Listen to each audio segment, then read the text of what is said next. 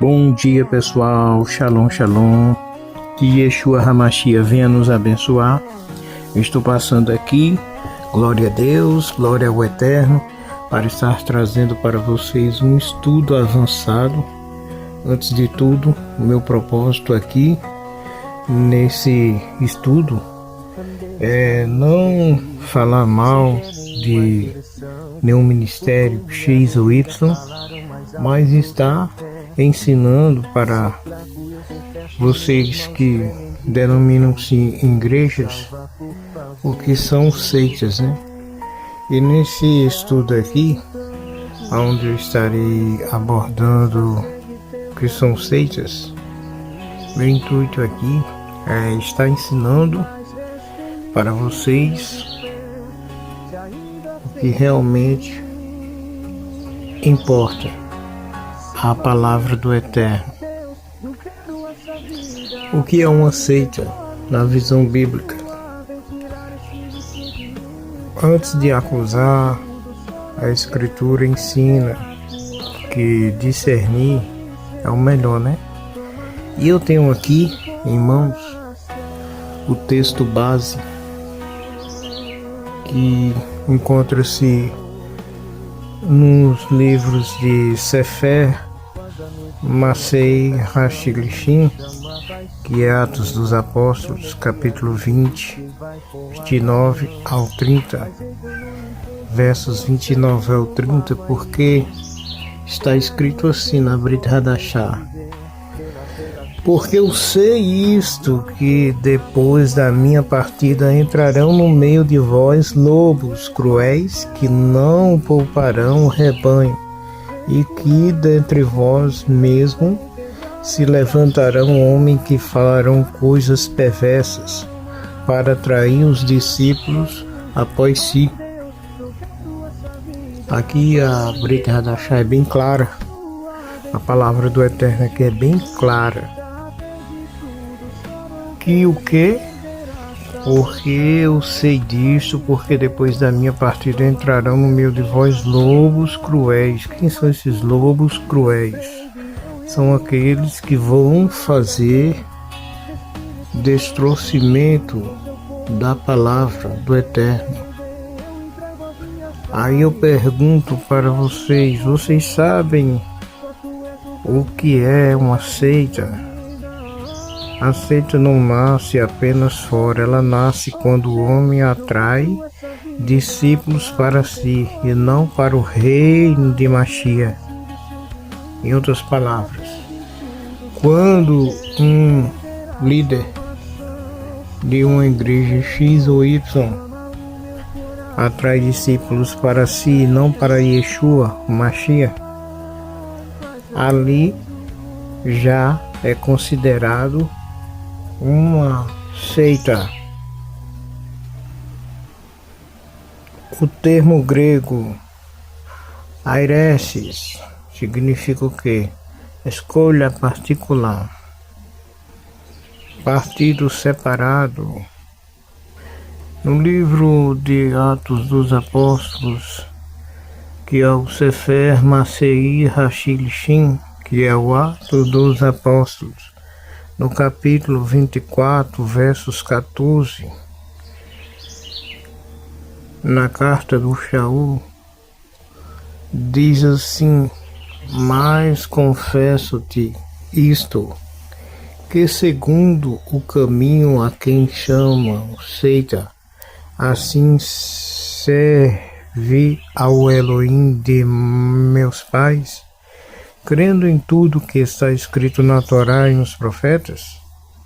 Olhem, aqui chama a atenção, diz assim: mas confesso-te isto, que segundo o caminho a que chamam seita, assim sirvo a Elohim de meus pais, ou crendo em tudo que está escrito na Torá ou nos profetas.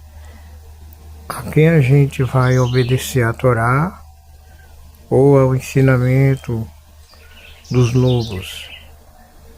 O problema não é ser chamado de seita. O problema é romper com a Torá com os profetas, com a Brit Hadashah e com o propósito eterno de Adonai. Quem é o centro? O centro, aqui o centro é Yeshua. A carta de Colossenses, capítulo 1, verso 18, fala: Ele é a cabeça do corpo e da congregação, é o princípio e o primogênito dentre os mortos, para que em tudo tenha a preeminência. Porque aqui a palavra do Criador é bem clara. Aonde Yeshua não é o centro, então há desvio de palavra, há desvio de doutrina, e isso torna-se uma igreja, uma sinagoga, fora dos padrões que Yeshua determinou. Então, tudo aquilo que é desviado, sem estar dentro da palavra do Criador, é uma seita.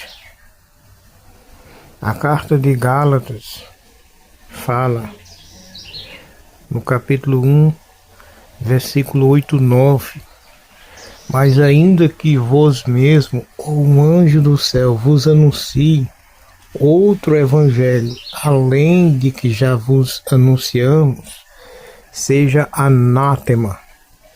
Anátema quer dizer amaldiçoado, assim como já dissermos agora. De novo digo, se alguém anunciar outro evangelho, além do que recebesse, seja amaldiçoado.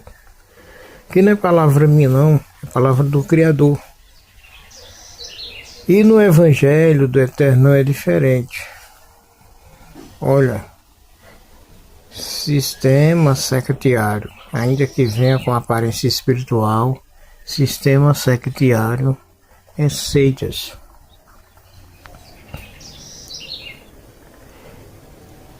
E seita é tudo aquilo que desvia o que não é de Deus.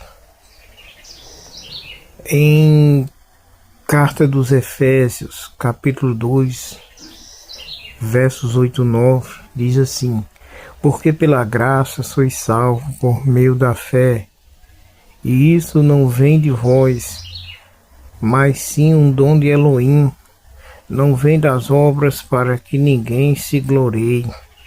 Se a salvação depende do grupo, do líder, dos ritos exclusivos, então esse grupo aí não se enquadra como uma igreja primitiva do Criador. Se enquadra como uma seita, porque o centro da atenção tem que ser Yeshua. A salvação tem que ser Yeshua. Independente, o líder tem que pregar o que está na Torá, o que está na palavra. Muitos têm manipulado a palavra do Criador. Mas na carta dos Coríntios, 2 Coríntios, no livro de Sheni El Coríntios, que quer dizer segunda carta dos Coríntios, no capítulo 3, versos 17. Ora, o Senhor é o Espírito, e onde está o Espírito do Senhor, aí há liberdade. Onde há medo, ameaça e opressão espiritual, não governa o Espírito do Criador. O que é que nós entendemos aqui? Tem muitos líderes que colocam medo nos fiéis, ameaça e opressões espiritual para tentar ludibriar sua mente. Esses são lobos gulosos. Esses lobos gulosos, eles só sabem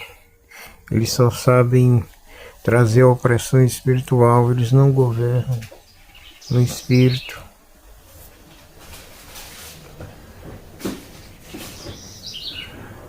A carta de Colossenses, no capítulo 2, versos 8, está escrito que tende cuidado para que ninguém vos faça presa sua por meio de filosofias e vãs sutilezas, segundo a tradição dos homens e segundo os rudimentos do mundo, e não segundo o Machia. A tradição do homem que se enquadra dentro de uma seita é poder, porque ele quer ter poder. E seita, ela disfarça a fé. Tudo aquilo que disfarça a fé é uma seita. Eu não estou aqui para criticar ninguém, mas eu quero te alertar para que você venha ter uma vida com o Criador.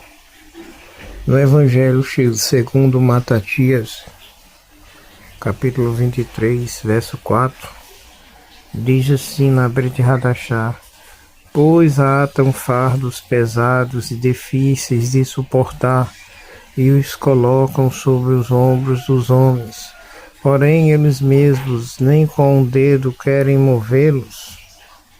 Aqui no livro de Mateus, Bezorat Matatial, que no grego quer dizer Evangelho segundo Mateus, que é o Matatias, certo? Pois tem atuado fardos pesados, difíceis, de suportar, e os colocam sobre ombros dos homens, porém eles mesmos com os dedos querem movê-los. Porque aqui está dizendo que um fardo pesado é fácil. Você vê alguém carregando um fardo pesado e depois empurrar esse fardo para ele cair. Mas é difícil você segurar esse fardo para você. Porque onde há carga e sem a graça do Espírito Santo, não há Deus, porque para ter Deus você tem que ter o Espírito Santo, você tem que ajudar, e sem a graça, e onde há carga, sem a graça, há espírito religioso. Não adianta, se você não tiver a graça, não há o Espírito de Deus, há um espírito religioso, né?